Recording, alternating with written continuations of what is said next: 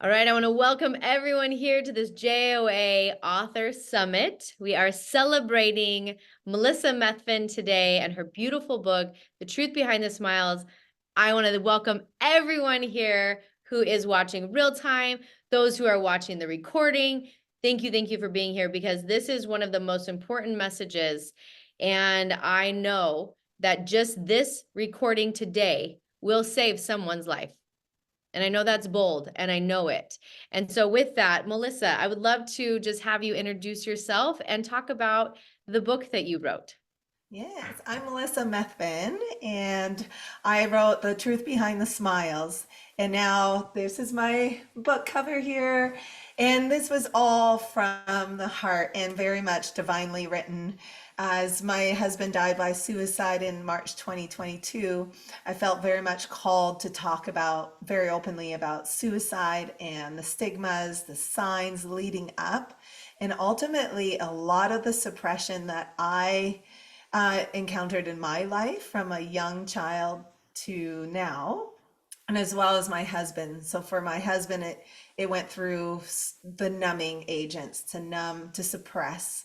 And for myself, it showed up as chronic illnesses, and my body was starting to speak, from a cyst in my vocal cords to gut issues, hormones. It was just all that suppression needed to come out.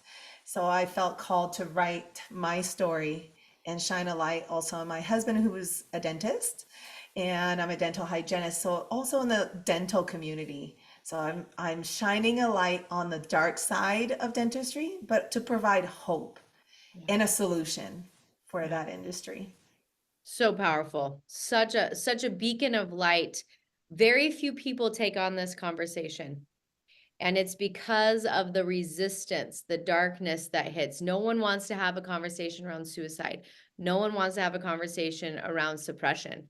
And yet, it is the number one killer in the world. Like, people are dying by suicide every single day. And it's the thing that we all want to blind our eyes, close our eyes, pretend it's not happening. And what I love that you've done is that you've brought hope to this dark conversation. You've brought light into it, and you say, no, we're not going to push it aside. No, we're not going to not tell people how my husband died. We're going to speak the truth so that we can save other people's lives. And so I think as we dive into this, my request is that everyone who is watching this video live or recorded, that you send this recording to one person that you know needs hope. Just one person. We all know one person who needs hope. And I believe that it is in our sharing of this message that is then wrapped in light, that those who are stuck in the hole of the darkness of suicide, we see a way out. And so I would love for you, Melissa, to first talk a little bit about maybe just you, your mother. Talk a little bit about, a little bit about who you are, so we can kind of get to know you. And then we're going to dive into the book, and we're going to dive into how you wrote the book, because you wrote it really in a special way. And also what's happened since you published. So why don't you share a little bit about you?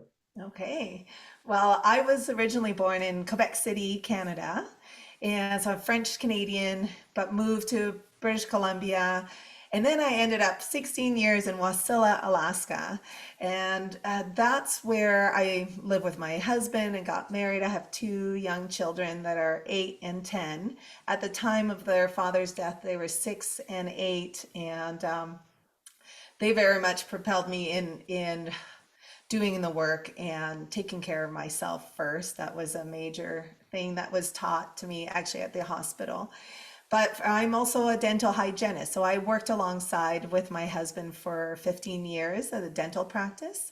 And once he passed, I took over the dental practice and kind of really saw the financial aspect of it and how so many are struggling financially, and we always think, oh, dentists, making lots of money and all that. So it shined a big reality in that industry. And so I love being active, and health is a big thing. My faith, my faith in God has always been there. And I think truly what saved me and gave me hope throughout this this journey, and it's definitely grown a lot more that I live authentically. And I think this book was, I was always so scared to live authentically. That suppression was from a young girl. I had this mask, and this mask was this great big smile Mhm. because I just wanted to please everyone have a good time. Conflict, I was run away from conflict. Just please everybody. But that came such a disservice as I got older because I hid everything behind that smile, and I started anger and just bubbling in because I couldn't express myself. And then a chronic illness showed up. So I started getting sick until I really heard God saying, you need to use your voice. I mean, assist on my vocal cord. I even in the ENT that I saw was like, oh, are you a motivational speaker? Are you a singer? Because that is the only people he had ever seen that happen to. Mm. Someone that uses their voice a lot. I was not. So it didn't make sense. And so that was definitely a big eye opener for me to start using my voice. And once my husband passed, I moved to Arizona. And a lot of people were wondering why Arizona. I knew nobody here. But in one of my surgeries that I had to get with chronic illness in 2020, I came to find a specialist here in Arizona, and I knew in my heart I had to be here. There was something drawing me here. There was this peace, this calling. I even went home to Alaska and told my husband we need to move to Arizona, and he thought I was completely crazy because he does not like the heat and too much sun. And but I truly saw there was a light here. There was a connection. I mean, now it's so clear to me as to why. I would have never met you, Kira. I would have never written that book. Uh, this community that I live in Gilbert, Arizona, has been healing for my kids, the school. Now it all makes sense. But back then, when I'm researching schools and houses, I was like, am I crazy? What's going on? But here I am today, and truly the doors have opened ever since I've been in Arizona, from coming to your retreat, Ignite the Creator, where I thought this was going to be a healing, grieving retreat. I truly did.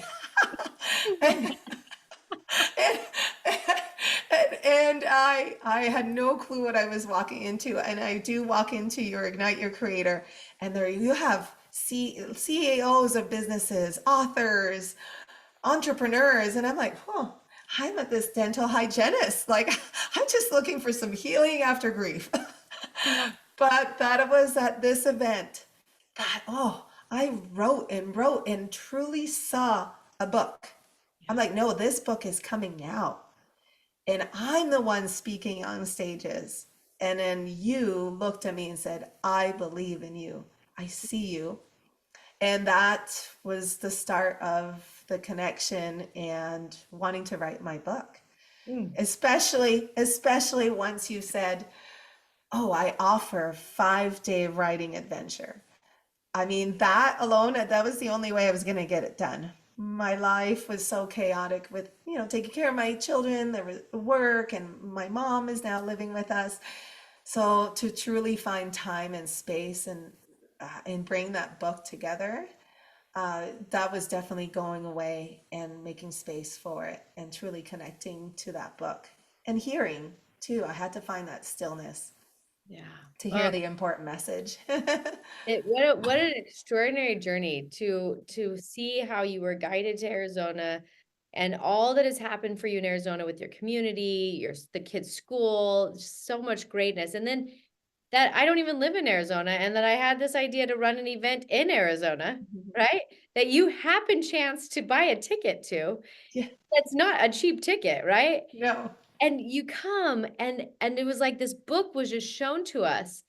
And within 4 months of that time, we went to, where was it? Where did we Mill go? Valley, Mill Mill Valley, Valley. California.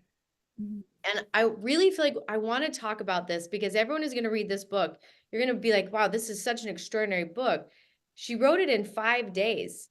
And I really want to highlight that because it shows you the inspiration is what wrote this book. We wrote the book at the base of the redwood trees in the Muir Woods.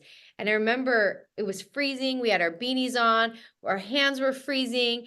And I remember feeling like this topic is so deep and intense that we had to be held by the strongest, biggest trees on the planet to help us channel this book through. How was that experience for you? Oh, yes, it was so magical. I definitely felt divinely um, just safe in that forest to talk about something deep because I think, and I never had that blockage. It just kept flowing. And it also, even looking at those trees and how old is some of the oldest trees, and they've had gone through fires. So that was really giving me that idea of those sequoia trees was like us, like that have gone through fire and how we persevered and we needed community, just like the trees join in with their roots with other trees for nutrients and strength. So it just, it felt safe. It felt like I was truly just well taken care of. Like I had angels all around me, giving me the guidance and what needed to be written in this book. And I felt every day. Some days you're like, oh, do you want to need a break? I'm like, no, like it's just coming, it's flowing. But you did do a really good job to say, no, we do still need to release what's this intensity. And it was very much part of my healing. So I tell everybody to write. Everybody should write a book now because it was a great way for me to release everything and my truth. I was obviously very nervous to share my truth. There was so much resistance, even editing, because it was very vulnerable, and I didn't know how it would be, how people, family members would react, friends. But it's been an overwhelming acceptance and almost respect, and it allowed others to come up to me and share their truth and being able to see it and do something about it as well. Mm. So it was such a powerful experience. It was an Mhm. intense experience. This is such an intense topic to write about suicide. And I'll share so that those who are watching, I think our greatest thing is to help people know that they're not alone. And in 2017, I almost took my life. And by the grace of God, I chose to live. And so writing this book was intense for me because I was like, oh, like this book could be about me. And I'm here. And there was something about that. There was something about me sitting with you and bringing this book through. It was like we had both sides. You had lost someone to suicide, and I had almost lost my life to suicide. And this is the message. The message is that there is hope on both ends. There's hope on both ends. And you've watched this happen. I want you to share about the woman that you didn't know who found your book and the message she sent you. Can you share about that? And the message, yeah, there's quite a few, so I'm trying to think which one, but there's okay. Oh yes, so there's been quite a few people tell me they read the book, and then but this one woman I think you're talking about, she read it, and then she said, "I'm going. You've encouraged me now to see that I am an alcoholic and I need help." And she went to seek some help. She found a rehab center and she went and she is doing the work and one step forward. I even found her another person in that community going through the same thing so they can connect, so they have each other to talk through and go through this process.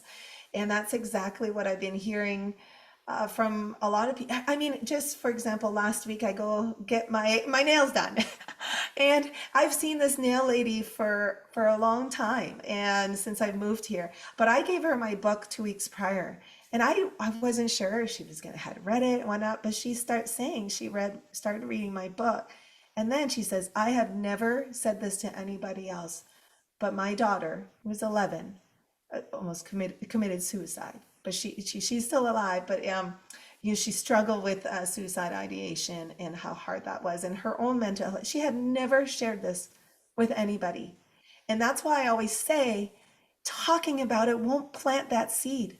It just allows people not feel alone, because so many people now that I dive into and allow that safe place to talk about it, it's almost like a relief for them. They don't have to hold that. Like that mom doesn't have to hold that on her own anymore. She said she had never shared that. And so then I was able to share resources. I just had met with Lindsay, who you connected me with, and she works for the Hope Institute here in Arizona. So I was able to share that with her, and so I feel just by, because sometimes I wonder, who am I? Who am I to share this? What impact can I have? But I am seeing the impact of sharing a story and how it allows others to be vulnerable and share theirs as well. Because I think once we remove that mask and we're living authentically, we put it all out there. And there's this peace and this freedom that we start feeling. And then we have genuine relationships. Genuine. There's a depth there. It's not surface. So we're really connecting with people, and that's what we need as humans, right? Oh, I feel this. I know that there are so many whose lives have been impacted by this book that we don't even know. That read it in the corners of their home. They've read it in their cars, right? They've read it in all these places and they haven't shared, but their lives have been impacted. And so once again, my invitation is anyone who's watching this to share this recording, but also buy a book and send a book. What you did at your event was so beautiful, is you said you buy a book, we'll give you a book for free, and we want you to go give it to somebody. And this is a conversation that is hard. We can't just drum up conversations. And most of the time, if someone says they're suicidal, you know what happens to the person who hears it? They go into frozen mode. They don't know how to help. But this book is a book of like, hey, here's a bridge. I can give this to you. I may not know what to say, but I can give you this book. And so I think just, I find it so profound. The courage you had to write this book is now the bridge that is going to help people find the relief, the freedom from suppression, and then go get help. So this is me just once again acknowledging you. I think before we start opening up to some questions, I would love if you could share how this is helping in the dentistry world, that you really are one of the only people in the dental community who's bringing this to light. Talk to us about the statistics of dentists. Oh, yes. It's not a lot of people know that it's in the top three for suicide because it's kind of put under the rug, shoved under the rug, and not talked about. And it's also because of the financial aspect. They get out of school. These students are 25, 26, they're $500,000 in debt. And that is a heavy, heavy load. And they go into dentistry. We've had a lot of associates come in and they're young, right out of school, but they don't realize you don't get paid right away. Insurance, it takes months to get your paycheck. So a lot of time my husband would loan them money, but most dental office, most other providers will not provide that. So there's that financial pressure to work 5 days a week and sometimes 6 days. My husband started with 6 days. Well, what happens with that is that it's backbreaking. And then the numbing agents come in. They'll work that long week and it's been a struggle. But I think number one, I truly believe, is the energy that is felt in a dental community, in the dental office. You're working with them, right here, right, so close, and it's fear. You're taking on their fear. And sometimes with fear comes anger, right? They're so fearful, they're angry at you, and but the dentist will take that on, and I feel like that alone becomes that chronic pain inside the body. It causes inflammation. There's no release. A lot of times the release will just be, I'm gonna have some drinks after work or the weekend. That's the big major release. So I truly feel finding tools for the dentist on a daily basis when they see 30 patients, and 90% of those will hate you, will hate coming in to the dental office and be fear. So you're taking that on. So that's causing the inflammation, the chronic pain. I have so many dentists that have fused their necks, back surgeries, the opioids come in. and that was my husband. The opioids were introduced very early on, 26 years old. And they were there, and they were there for a while. And I know he, but until there's more challenges in their life and it builds up, right? It builds up in your body. And the more challenges and the more you don't release, then the pain gets larger. And then you take more medication. So it's one numbing agent to another. So I feel that is a major problem in dentistry, is that they're taking on a lot of that fear and that energetically, and there's no release. There's the financial pressure. I don't know how many dentists, because now, I'm in touch with so many of them. I had gotten to know a lot of them, going to dental conferences. They're all financially hurting, but they feel stuck. They've got this great big dental office running, but they're just making ends meet, because after COVID or anything else, the insurance, they're just making ends meet. But they have all these student loans still from opening up a practice that's $1.5 million to $2 million, plus their student loans. That's a lot of pressure. So that's where it needs to become an awareness in dental school. Give them the tools, give them the preparedness of getting out of school, finding their community, maybe within the dental school. Start a little pod, a community, say, okay, we'll get started together. Or it's just giving them those tools. They can still practice, because a lot of dentists love doing dentistry, but it's everything else around it, the business aspect, the insurance, the patients. They love the art of it, but there's so much more around it. Yeah, so it's just finding that solution, and I can't do it alone. So that's why I've been out there. I've been actually interviewed with the American Dental Association. I'll be in Journal, so I know it's getting out there. I've been in a couple podcasts now, and each dentist, they know there's no other podcasts out there talking about this right now in dentistry. So Oh, it's definitely needed. this is mighty work. It's a mighty work that you're doing. And I know, sadly, as soon as your book came out, one of my dear friends reached out and said, "Oh my gosh, I didn't know this was so prevalent, but my family's, this man in our family, he's a dentist and he committed suicide last week."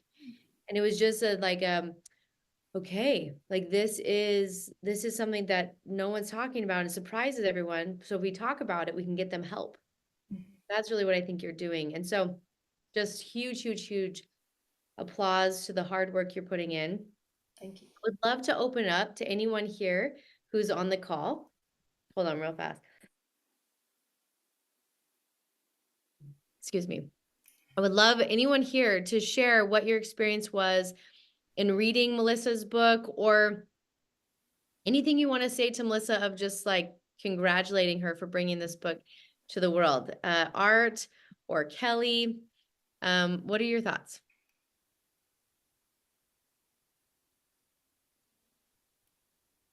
Okay, Yeah. I guess I'll go. Yes, I would love to hear. I haven't read the book yet, Melissa, but I have to say that I give you so much credit for addressing this issue. Thank you. There is such a stigma around mental illness of any kind.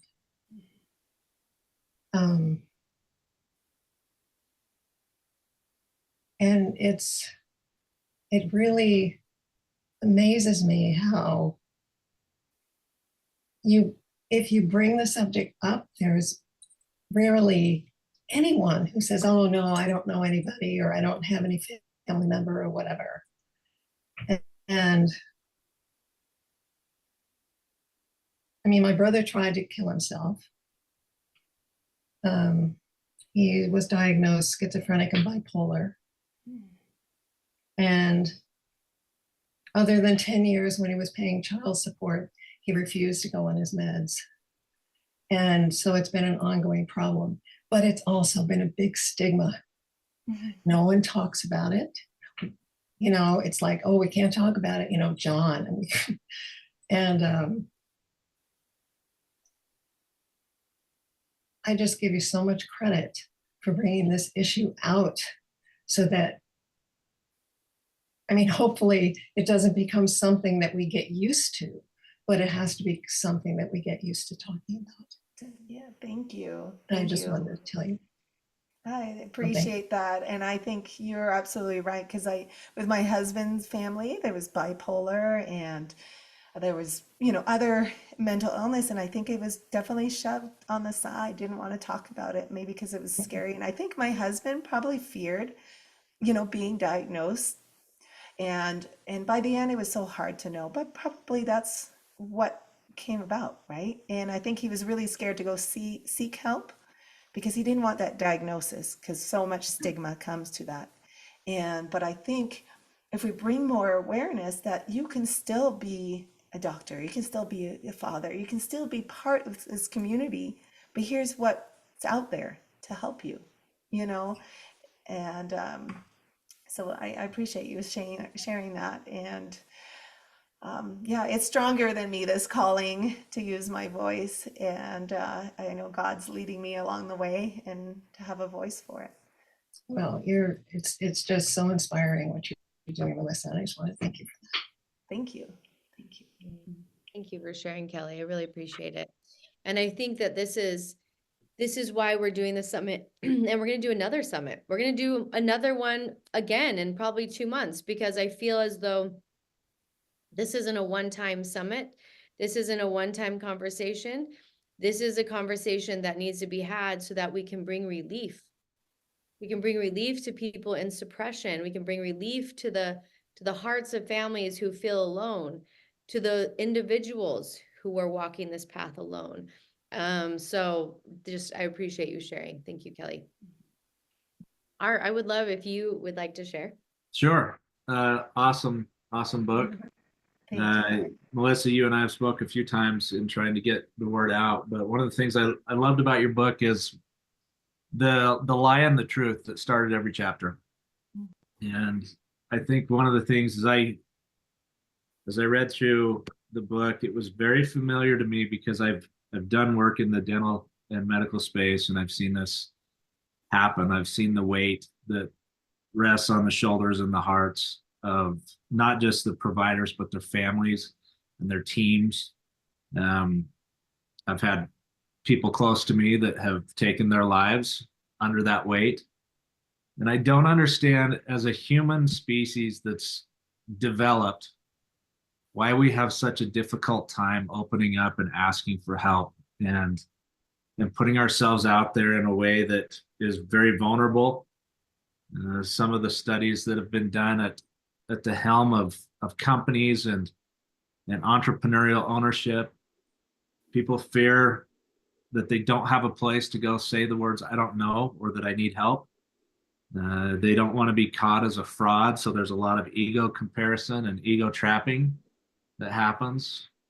And it just baffles me that as a human developed race, we are still very actively suppressing, and it's not a way to survive. It's not a way to thrive. So I appreciate the lies and the truths. One that I remember, I think it was about halfway through the book, was the lie is that we can fix people. And the truth was that each person is responsible for their own choices in repairing and fixing their own existence in their own world. And that's, I think, a difficult thing because we, by nature, want to help others. And we want to be useful, and we want to protect and to secure and to control someone else's journey on their behalf so that their journey might be something that we would like them to have. And I think that's maybe where some of the lies are that we buy into, and the acceptance of that and patience with that, and what's the extent of the support that we can provide. So I guess my question, very long-winded here, my question for you would be, how would you tell somebody or share with somebody how they could be most helpful given that lie and truth that you shared in that chapter? Oh, that's a good question. Thank you, Art. That's a really good question. To be honest, I think for those people that are trying to change someone, ultimately, I now tell, if I think of some dear friends, to start taking care of themselves. because they've now given so much to that person. They now have to start looking at their heart and taking care of their mental health. And they can walk that path. They can still, okay, I'm present, but have those boundaries. They're going to have to start creating those boundaries for themselves with that person, because it's going to slowly start spiraling into their kind of darkness, their spiral. And to stay strong, they're going to have to start protecting themselves and doing the work for their mental health and setting some boundaries. I think that was one thing that I didn't have were boundaries, and I was allowing so much to happen. And that was really a disservice for myself and my husband. I think creating boundaries bring more awareness to the other person, like, oh yeah, this is not all right, and maybe nudge them to make that decision on their own, but also not allowing others to not allowing to be yeah, it's so I truly only think is starting to take care of your own mental health and setting boundaries when you're also taking care of somebody else, because you don't want to be, you want to say enabler, but it's also allowing that cycle to continue, right? And that's the way I see it. This is such a beautiful question. Thank you, Art, for Mhm. for bringing this here. And I think this, I'm going to share a quote that I heard in a book today, because I think it's really going to tie this in, which was, "Don't be caught in the illusion. The battle is within yourself." And I feel like that's what you're saying right now, Mhm. right? It's like this illusion that we can fix other people, that we can, fix our worlds, but the battle is within ourselves. And so I want you to talk about the battle with suppression, and how you've mentioned it, how you saw it in your body, but really, like, what did it look like for you to suppress? Yeah. So that those who are listening, they know, oh, like, I didn't know I was in suppression.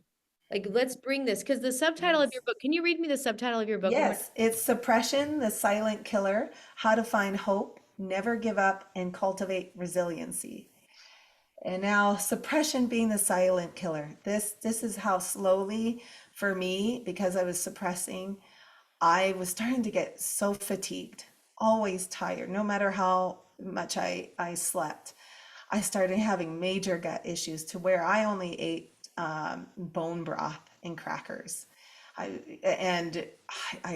hair would start falling out, and in my mind, I was like, oh, I'm not stressed.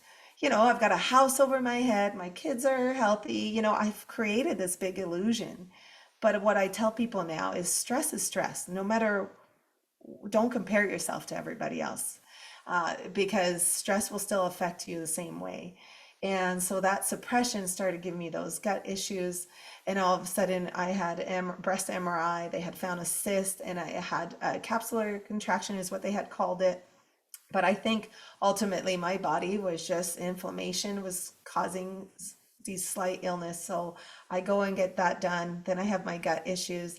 And then I'm thinking, okay, I'm good. No, within that same year, I had two surgeries in the same year. Then I sound like a smoker. And I was like, oh, I eat. And granted, I'm still working out almost 4 or 5 days a week. I'm eating very healthy. So all these symptoms did not make sense to me. And I'm seeing specialists saying I have GERD. I'm like, GERD? GERD are for people that don't eat like processed food and all these things. I'm like, and they won't put me on medication. I was like, this is not GERD.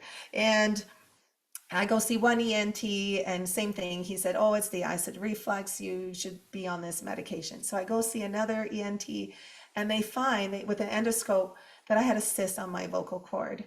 And once again, these were all signs. My body just, more that I suppressed, more things were showing up. And I knew I wanted to be around for my kids, and something had to change.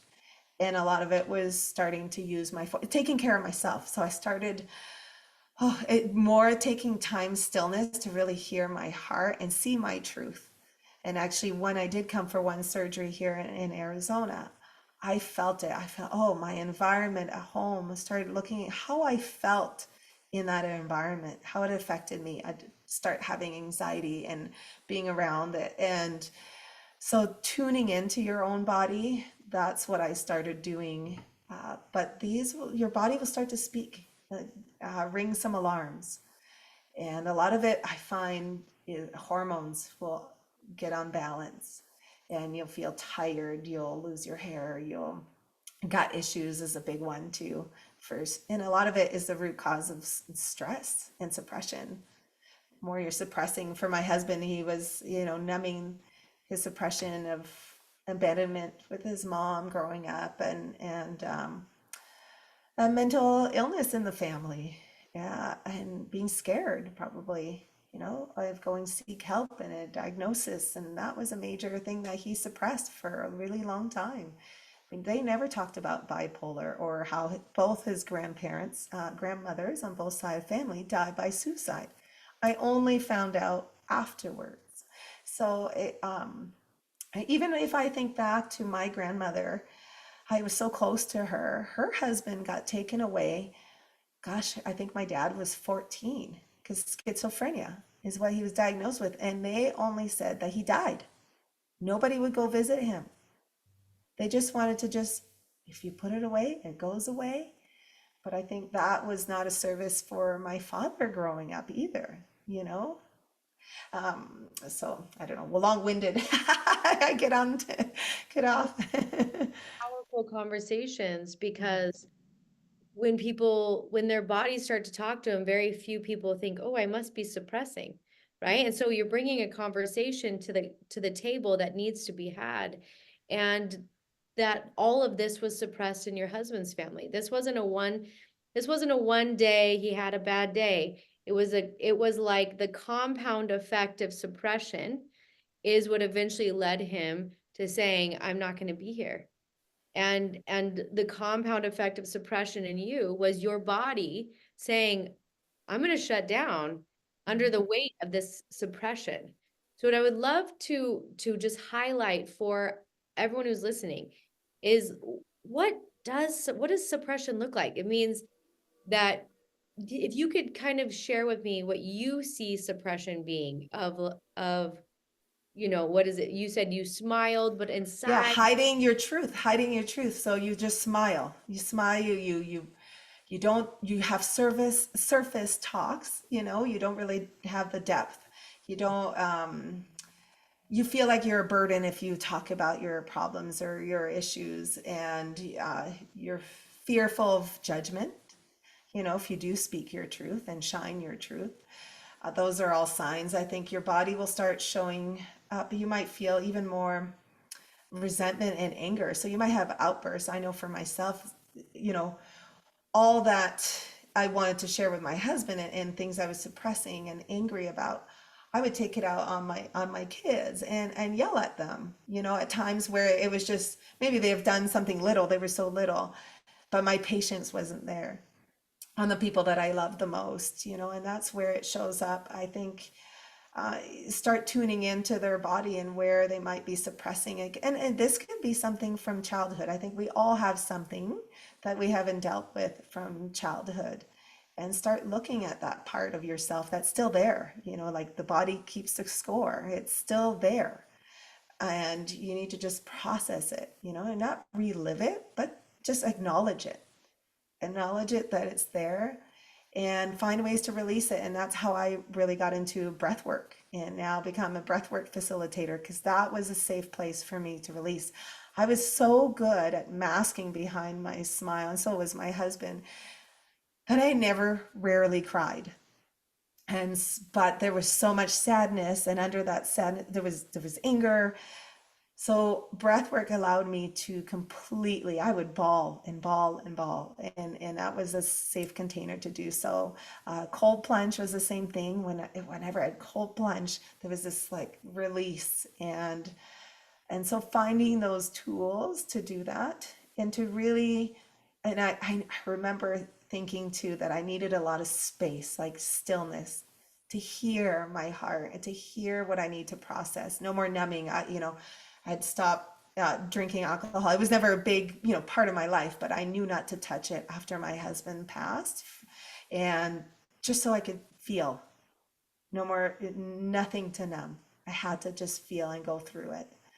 Because I thought to myself, my kids can't go numb out, with alcohol, right? And what's your question? It's a good I question. see. I'll read it to you. Yes, okay. Says, without knowing the provider, but recognizing what can happen, what specific message would you share with their teams and significant other? Maybe you can unmute Art and just kind of explain that a bit.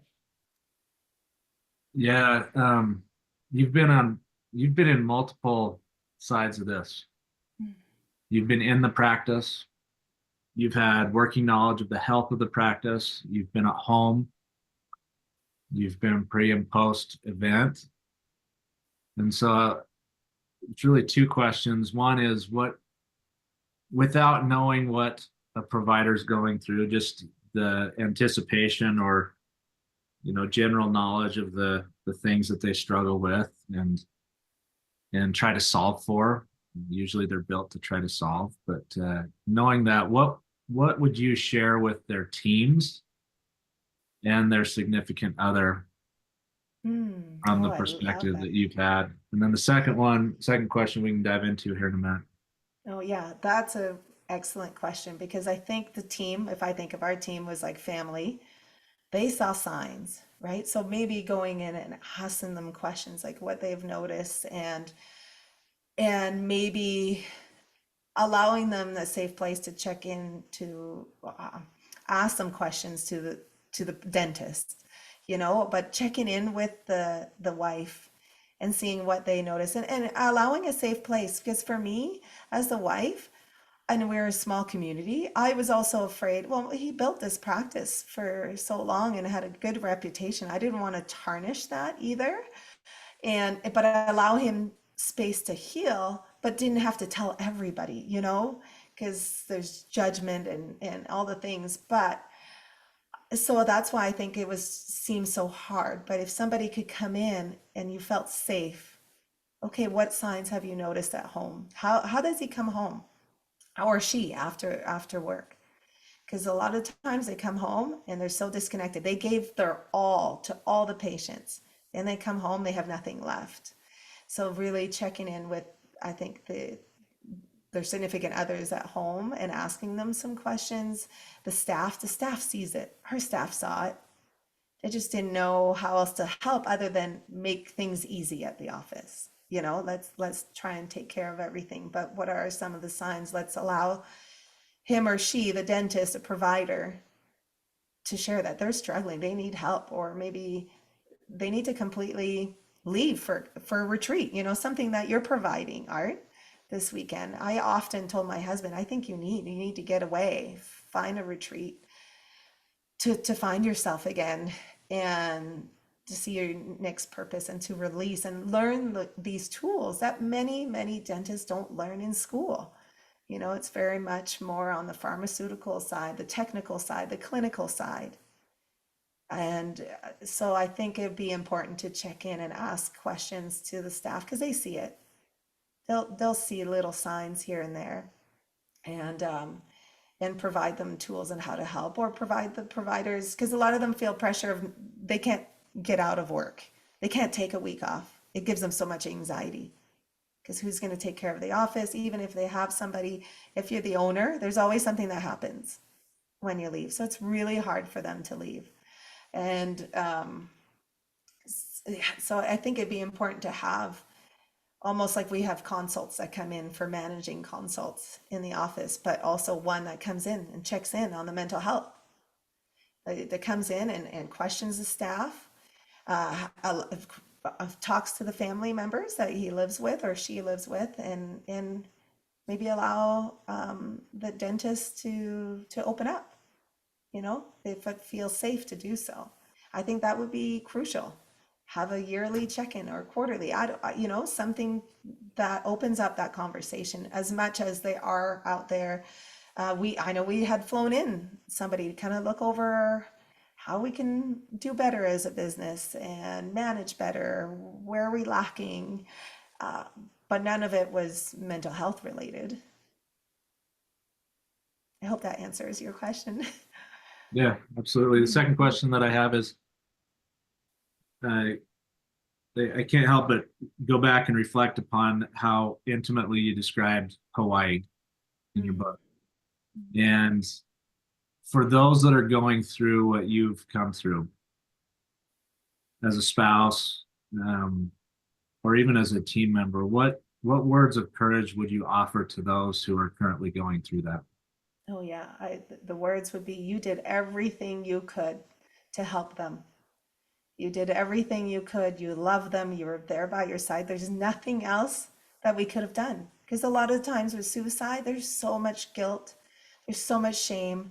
I mean, even to this day, I have people going, gosh, wish I would have known more. I wish I would have done this. And I said, we can't sit in there in that. I know my husband, and he hit it so well, even from the day before. And so strong, the Superman. He had to take that first step to ask for help. He had to allow that in and see his truth. He really couldn't. But I think for hope is letting go. Forgiveness actually is a big one. Forgive them for leaving you by suicide.